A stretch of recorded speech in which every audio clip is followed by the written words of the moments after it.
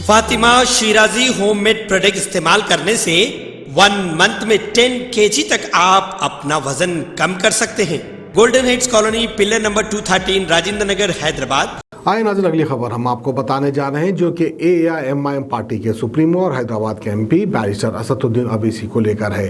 क्योंकि बैरिस्टर असदुद्दीन अवीसी ने आज देश भर के मुख्तलिफ इशूज़ के बारे में उन्होंने बात की है, लेकिन शायद वो भूल गए कि तेलंगाना में 12% रिजर्वेशन फॉर मुस्लिम्स और इसके अलावा माइनॉरिटी लोन के बारे में शायद ये कहना भूल गए, या तो फिर ये कुछ कहना नहीं चाहते हैं। क्योंकि उन्होंने बात की टेररिस्ट को लेकर, क्योंकि उन्होंने बात की डिमोलिशन को लेकर, उन्होंने बात की हल्द्वानी में डिमोलिश किए गए घरों को लेकर, उन्होंने बात की ऐसे कई इश्यूज़ पर, उन्होंने बात की जैन समाज को लेकर, कई ऐसे मुख्तलिफ इश्यूज़ पे आज असदुद्दीन अवीसी ने बात की। तो आइए हम आपको दिखाते हैं असदुद्दीन क्या कहते हैं। हुआ था, क्या कहा था बीजेपी ने, क्या कहा था, पत्थरबाजी खत्म हो गई, टेररिज्म खत्म हो गया। आप बताइए, ये मोदी सरकार की नाकामी है।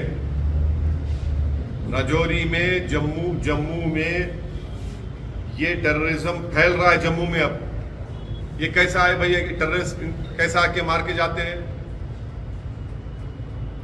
ये मोदी सरकार की नाकामी है। डिमोनेटाइजेशन में तो बड़े दावे किए थे आपने, और आज राजौरी में जिन लोगों को मारा गया उसका कंडेम करते हैं। और ये बीजेपी सरकार की सरासर नाकामी है, फेलियर है उनका। ये कश्मीरी पंडित मर रहे हैं, अब तो जम्मू में आ गया, जम्मू में आ गया ये। अब आप बताइए इसकी जिम्मेदारी किस पे डालेंगे आप? पॉलिटिकल फेलियर है मोदी सरकार का। यकीनन टेररिज्म पड़ोसी मुल्क से आ रहे हैं, टेररिस्ट आ रहे हैं, मगर आप क्या कर रहे हैं? आपने तो कहा कि 370 हटा दिए तो सब खत्म हो गया। कहां खत्म हो रहा है? सबको मालूम कि टेररिस्ट फर्स्ट जनवरी हो, 15 अगस्त हो, 26 जनवरी हो, ये इन इंपॉर्टेंट डेट्स के ऊपर बराबर कुछ ना कुछ करते, तो आपको तो चौकन्ना रहना चाहिए था। और आप नहीं है, चौकन्ना नहीं है। आपकी नाकामी, आपका फेलियर है। भारत के लोगों की मौत हो रही है वहां पर।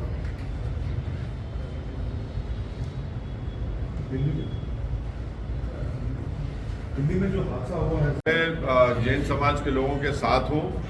जो फैसला बीजेपी की सरकार जब झारखंड में थी लिया गया था, उनके उस मंदिर के बारे में, उसको झारखंड की सरकार को वापस लेना चाहिए। और जो जैन मंदिर पर हमला हुआ था गुजरात में, उस पर गुजरात के मुख्यमंत्री को सख्त एक्शन लेना पड़ेगा। तो वजह क्या आप बता रहे हैं, आप अपनी तरफ से क्या करते हैं? अरे वजह भाई उनका रिलीजियस प्लेस है, वहां पर आप शूटिंग कर रहे हैं। वहां पर उनके उस मंदिर में, झारखंड में आप क्या क्या, मैंने वो जगह उनके लिए एक पवित्र जगह है उनके लिए। आप वहां पर क्या क्या सब तमाशे हो रहे हैं, वहां पर गलत है वो बिल्कुल। भाई छोटा समाज है तो उनके भी तो कोई वैल्यू है, उनकी भी तो फीलिंग्स है, उनके भी तो रिलीजियस रिस्पेक्ट करना चाहिए उनके उस चीज को। हल्द्वानी को लेकर क्या कहेंगे आपकी तरफ से? मोदी सरकार रेगुलाइज करती है दिल्ली में चुनाव से पहले करती है। यहां पर 2016 में वही स्टेट गवर्नमेंट ने ये कहा कि ये स्टेट की प्रॉपर्टी है। आज वहां की उत्तराखंड की बीजेपी की सरकार ये कह रही है कि स्टेट की नहीं है प्रॉपर्टी। आप बताइए कि ये कैसा इंक्रोचमेंट हो सकता है, जब वहां पर 3 गवर्नमेंट के इंटर कॉलेज हैं, 5 गवर्नमेंट के स्कूल हैं, 5 गवर्नमेंट के स्कूल हैं, 3 गवर्नमेंट इंटर कॉलेज है। तो क्या हल्द्वानी में ये क्या एंक्रोचमेंट है? ये इतने सालों से कैसा गवर्नमेंट ने स्कूल खोला और इंटर कॉलेज खोला? वहां पर एक धर्मशाला भी है, 16 मस्जिद है, 4 मंदिर है, 2 मंदिर है, और 70,000 से ज्यादा लोग बर्बाद हो जाएंगे अगर उनको निकाला जाएगा। तो हम देश के प्रधानमंत्री से अपील कर रहे कि इंसानियत की बुनियाद पर भारत के प्रधानमंत्री, भारत के वजीर आजम को इन लोगों की मदद करनी चाहिए, इनको वहां से नहीं निकालना चाहिए। जब भारत के प्रधानमंत्री ने कहा कि 2022 जब आएगा, खत्म होगा तो सबको घर मिलेगा, अरे यहाँ तो अब घर से निकाल रहे हैं लोगों को। एक पीढ़ी दो पीढ़ी नहीं, 4-4 पीढ़ी वहां पर उस मुकाम पर रही है। जब दिल्ली में मोदी सरकार इलीगल कॉलोनीज को रेगुलाइज कर सकती है, तो यहां पर उत्तराखंड की बीजेपी की सरकार क्यों नहीं मदद कर रही लोगों को? आप दिखाइए ना, क्यों नहीं मदद करना चाह रहे आप? ज्यादातर इसमें मुसलमान है, गरीब है पूरे, इनके सर से छत छीन लेना, ये कौन सी इंसानियत की बात है? दिल्ली में जो हादसा हुआ है, जगह देंगे तो फिर क्या आपके लिए वो ठीक रहेगा? आप मानेंगे? क्या? अगर उनको कहीं और जगह दी जाएगी तो क्या आप उसके लिए मानेंगे? आप, हमारा पहला रिक्वेस्ट ये है भारत के प्रधानमंत्री से कि इन लोगों का बेघर मत करिए। ये बरसों से वहां पर रह रहे हैं, रो रहे हैं, औरतें रोड पर बैठी हुई है पिछले 4 दिन से। कंटिन्यूस हमको फोन आता है, मैसेजेस आते हैं कि 4 दिन बाकी हैं, 5 दिन बाकी हैं, हम क्या करेंगे, हम वहां पर कहाँ जाकर रहेंगे, हम लोग किधर जाकर रहेंगे? अरे आप इनको इंसान के तौर पर देखिए भाई, इनकी मदद करिए। अगर सरकार चाहे तो बहुत कुछ कर सकती है, इनको आप बेघर मत करिए। सर राजौरी में मिलिटेंट्स फायरिंग में ओपन फायर, ये एक घिनौना और बर्बरियत की एक मिसाल है। अफसोस इस बात का होता है कि हमारे इस अजीम मुल्क में ऐसे मर्द हजरात हैं जिनके दिलों में एक नफरत है खवातीन के बारे में। माने बर्बरियत, हैवानियत की मिसाल है जो दिल्ली में हुआ है।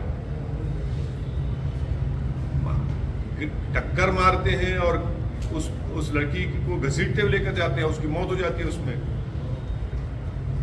जितना भी इसकी मजम्मत की जाए, कंडेमनेशन किया जाए, कम है। और ऐसे क्रिमिनल एक्शंस में सख्ती के साथ इनके ऊपर केस चलना चाहिए, और प्रोसिक्यूशन का, सरकार का काम यह है कि उनको सज़ा दिलवाए, पूरे एविडेंस जमा करके इस केस को स्ट्रांग बनाकर उनको सज़ा दिलवाए। जब तक इनको आप सज़ा नहीं दिलवाएंगे, ऐसे ही करते रहेंगे। एक टक्कर मार दिया, कोई बच्ची को घसीटते लेके जा रहे हैं, क्या है भाई ये? और वो भी मुल्क के दारुल हुकूमत में, कैपिटल में ये हो रहा है। सर इंग्लिश में हो गया, अब इंग्लिश में नहीं होता। अब आपको गुर्दे में और पित्ते में पथरी यानी किडनी स्टोन या गैल ब्लैडर स्टोन होने पर नहीं है घबराने की ज़रूरत।